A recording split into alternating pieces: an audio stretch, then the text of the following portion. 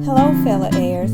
Welcome back to Weekday Wind Down with the Word, where we are reading through the book of Leviticus. And today we will be reading the 11th chapter of Leviticus in the NLT version. This book includes ceremonially clean and unclean animals. So with that being said, let's start reading. Ceremonially clean and unclean animals. Then the Lord said to Moses and Aaron, "Give the following instructions to the people of Israel. Of all the land animals, these are the ones you may use for food. You may eat any animals that have completely split hooves and choose the cud. You may not, however, eat the following animals that have split hooves or that choose the cud, but not both. The camel chews the cud but does not have split hooves, so it is ceremonially unclean for you. The hyrax chews the cud but not have split hooves, so it is unclean. The hare chews the cud but does not have split hooves, so it is unclean. The pig has evenly split hooves but does not choose the cud, so it is unclean. You may not eat the meat of these animals or even touch their carcasses. They are ceremonially unclean for you. Of all the marine animals, these are ones you may use for food. You may eat anything from the water if it has both fins and scales, whether taken from salt water or from streams. But you must never eat animals from the sea or from river that do not have both fins and scales. These are detestable to you. These apply both to little creatures that live in shallow water and to all the creatures that live in deep water. They will always be detestable to you. You must never eat these meats or even touch their dead bodies. Any marine animal that does not have both fins and scales is detestable to you. These are the birds that are detestable to you. You must never eat them. The griffin, vulture, the bearded vulture, the black vulture, the cock, the falcon of any kind, ravens of any kind, the eagle owl, the short-eared owl, the seagulls, hawks of any kind, the little owl, the cormorant, the great owl, the barn owl, the desert owl, the Egyptian vulture, the stork, herons of all kinds, the hoopoe, and the bat. You must not eat winged insects that walk along the ground. They are detestable to you. You may, however, eat winged insects that walk along the ground and have jointed legs so they can jump. The insect you are permitted to eat includes all kinds of locusts, bald locusts, crickets, and grasshopper. All the other winged insects that walk along the ground are detestable to you. The following creatures will make you ceremonially unclean. If any of you touch their carcasses, you will be defiled until evening. If you pick up their carcasses, you must wash your clothes, and you will remain defiled until evening. Any animal that has split hooves that are not evenly divided or that does not chew the cud is unclean for you. If you touch the carcass of such animal, you will be defiled. Of the animals that walk on all fours, those that have paws are unclean. If you touch the carcass of such an animal, you will be defiled until evening. If you pick up its carcass, you must wash your clothes. You will remain defiled until evening. These animals are unclean for you. Of the small animals that scurry along the ground, these are unclean for you.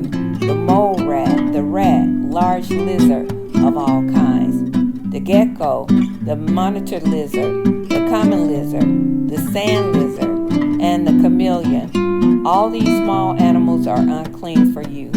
If any of you touch the dead body of such an animal, you will be defiled until evening. If such an animal dies and falls on something, that object will be unclean. This is true whether the object is made up of wood, cloth, leather, or burlap. Whatever its use, you must dip it in water, and it will remain defiled until evening. After that, it will be ceremonially clean and may be used again. If such an animal falls into a clay pot, everything in the pot will be defiled, and the pot must be smashed. If the water from such a container spills on any food, the food will be defiled, and any beverage in such a container will be defiled. Any object on which the carcass of such an animal falls will be defiled. If it is an oven or hearth, it must be destroyed, for it is defiled, and you must treat it accordingly.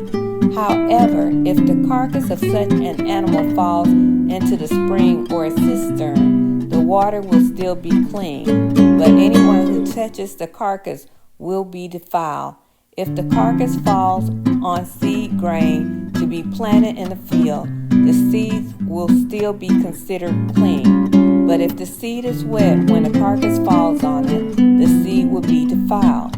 If an animal you are permitted to eat dies, and you touch its carcass, you will be defiled until evening. If you eat any of its meat or carry away its carcass, you must wash your clothes, and you will remain defiled until evening. All small animals that scurry along the ground are detestable, and you must never eat them. This includes all animals that slither along on their bellies, as well as those with 4 legs and those with many feet. All such animals that scurry along the ground are detestable, and you must never eat them. Do not defile yourself by touching them. You must make yourself ceremonially unclean because of them, for I am the Lord your God.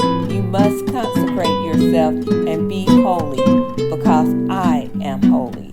So do not defile yourself with any of these small animals that scurry along the ground. For I, the Lord, am the one who brought you up from the land of Egypt, that I might be your God. Therefore, you must be holy, because I am holy.